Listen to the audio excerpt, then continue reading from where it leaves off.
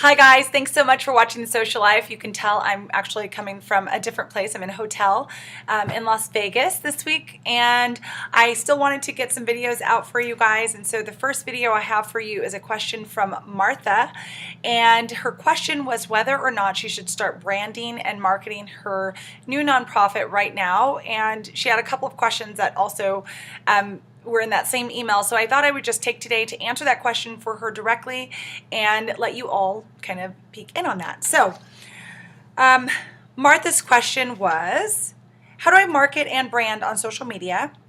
When should I start a website? Facebook, Instagram, all of that. And then what are the things I can post to get people on board?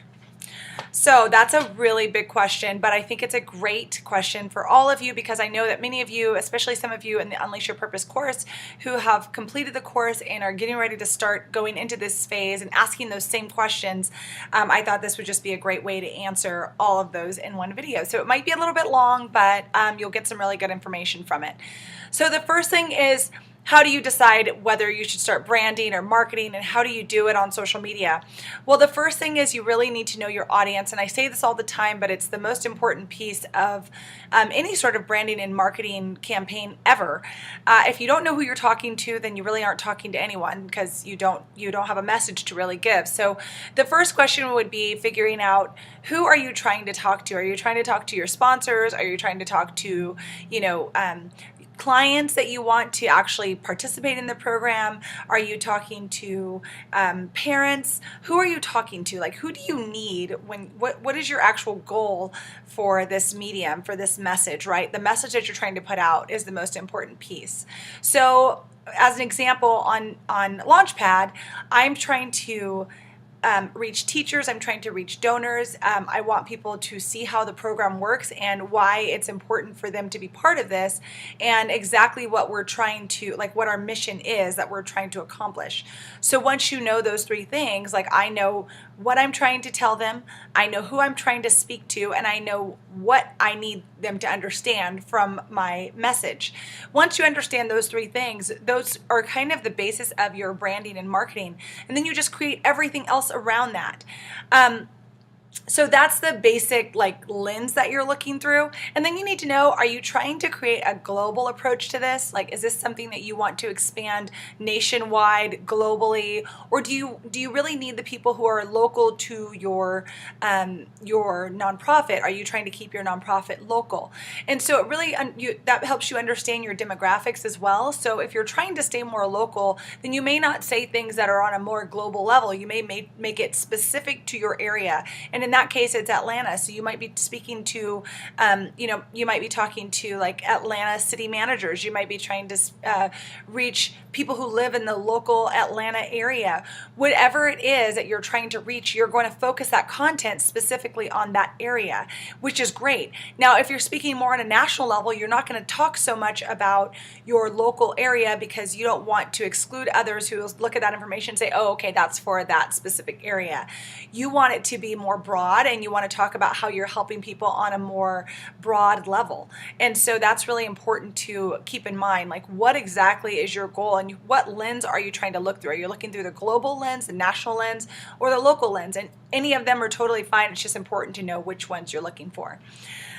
And then, figuring out, the next question was, when should I start my website? So when should you start your website? Immediately, as soon as you can afford a website, start building that. And if you can't afford a website, you can make a free one at WordPress.com, I think. Yeah, you can create a free one at WordPress.com, and you can really kind of get moving on your website there. And basically, this is just a place to hold your information and to direct people. And if you are not ready to start a website just yet, you can always start a newsletter. And I've said this time and time again, that if you can just do one thing, start that newsletter first, and then move into the website and all the major things that you feel like you need to start marketing and branding your website. But the communication aspect is the most important piece of all of this.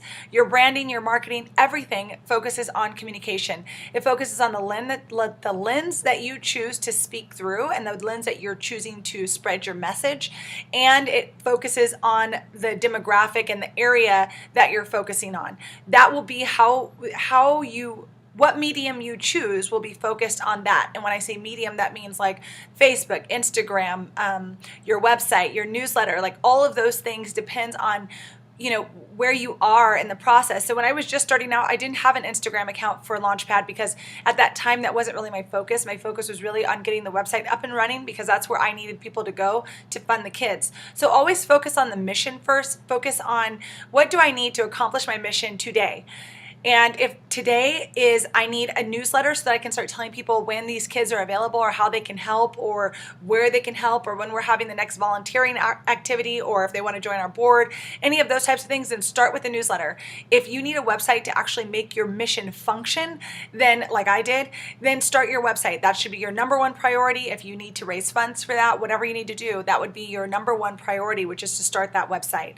But if you're not someone who absolutely needs a website, like there's not a functionality to accomplish your mission through your website, then don't worry about it right now. People are not worried about that piece of it immediately. They are more focused on how can I be part of the mission? How can I help you? How can I stay in touch with you? Like how can I find out when you need help, what you need help with, those types of things. So just try to always be focused on the mission and look through that lens of like, what do I need to actually get my mission accomplished? Don't think about what everyone else is doing on social media or what they have as a website and their website looks so nice. A lot of these people are, 3, 4, 5 years in, and if you're just starting, you have to think about what's the most basic part that I need today to actually get my mission going. So that is my first tip on that as far as where you should start with Facebook, Instagram, and those types of things.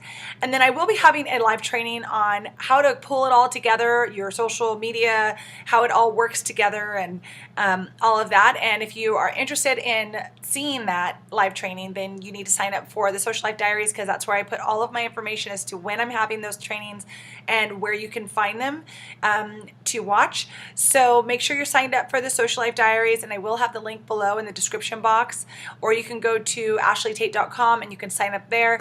But that is really where I add in all of my information on live trainings, any courses, anything like that. So what are some things that you can post to get people on board with your mission? And these are the types of things where, you might want to put up facts that people didn't know. And in Martha's case, she was talking about homeless teens. And so maybe a lot of people may not know or understand how teens become homeless or why they're homeless or how many there are that are homeless. And you'll want to come up with like facts and figures that show people why this mission is so important and why they need to be part of it. Why do you need my help? And another thing is always think about what's in it for me. Like what's in it for me if I help your organization. I understand that it'll get rid of homelessness and teenage homelessness, but why is that important to me? Maybe it's not even on my radar. Maybe I don't have any kids. Maybe I have no idea, that there are homeless teens or whichever. Like those are the types of things that people need to know. You need to be able to connect them to your mission and help them understand why this is such an important purpose and why your mission is so imperative to this problem, how it affects the community around them, how it affects them in particular. And so these are some of the things that you've already done the research on your organization and for your purpose and your mission. So just use that information and make it down into bite-sized pieces for whatever the medium is that you're deciding to use. So if you're deciding to use Facebook, maybe you write a longer post. But if you're deciding to use Instagram, maybe you make it more focused on a picture or an infographic since it's more picture focused, right? And you'll want to decide kind of like, how can I break this story down and show little pieces of it? Because that's essentially what social media is. It's basically taking a big blog post or some big information and breaking it down so that people can scroll through and just see it really quickly, and either it's going to impact them or it's not. And that's the way that you do it. And you just have to build organically, to be honest. I mean, there is no magic, anything to make your social media grow, make your Facebook grow. You just have to be engaged. You have to be thankful for the people that you already have on your social media. Be thankful for the people who sign up for your newsletter and just nurture that. And that's the most important thing that you can do. I know a lot of people are watching these videos and things on YouTube, hoping that there's some magic way that you can just quickly get a bunch of customers. But the thing is that to get followers and to get donors, you have to make an impact. You have to make them understand why it should be important to them, and just focus on the mission. That's the best thing I can say. If you can focus on your mission and focus on showing how you're accomplishing that mission, no matter what, whether you have donors coming in or not, even if you have one kid that you have helped off the street and you take their testimony and you break that down into little different messages that you can use in your social media posts, that's a way of showing people, hey, this is part of what I do. This is why it's important for you to be part of this. This is how we can impact other people.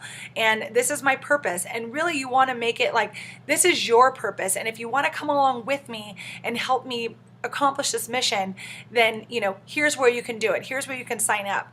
But it's not really a pressure thing. Like, you shouldn't be pressuring people to want to become part of your mission. It should just be clear, like, oh, I totally understand that we have an opportunity gap. It's not right. It's not fair to these kids to not have the opportunity to participate in extracurriculars, or it's not right, or it's not fair for these kids to have to live on the street, and we have a home that we provide for these kids if we could have support from the community to help, provide this opportunity for them. So these are the types of things that you just have to break down and help people understand. So some people do like Fun Facts Friday. I know there's someone in our group who does that, and I think it's a great idea. We do Rocket Wednesday, where we highlight a kid that's gone through our program. Thankful Thursdays, that's a very common hashtag, just anywhere on social media. And you can go on social media and check for hashtags that are pretty well known, and then you can start building things around that hashtag. So you don't have to come up with a brand new idea to start using social media. You just have to figure it out on how to use it through your lens and for your mission specifically to share your message with your followers. And just know that this is a long game. This is not a short, quick hitter game. This is long term. So you build that over time. You have to build trust with people. They have to understand what they can come to expect from your post and from your feed and things like that. And just the most important thing is just to become authentic and provide a lot of value and provide ways for people to connect with you. And just be thankful for the people who are already following you or who choose to follow you. Because there are lots of people out there that they could choose to follow, lots of missions that they can choose to support. So just be thankful for the ones that are there and are supporting you and are watching your channel. And just nurture that and have a way for them to connect with you and have a way for you to connect with them, which I always say is your newsletter. So Martha, I truly hope this helped you. That's just a quick synopsis of a few things. And again, I will be doing a live training on how to pull it all together coming up very soon here, probably within the next week. So be sure that you're on that newsletter before Tuesday, when that will be coming out with the date and time. So I will see you all soon. Thank you so much for watching, and I will see you on the next one. Get out there and unleash your something amazing. Bye, guys.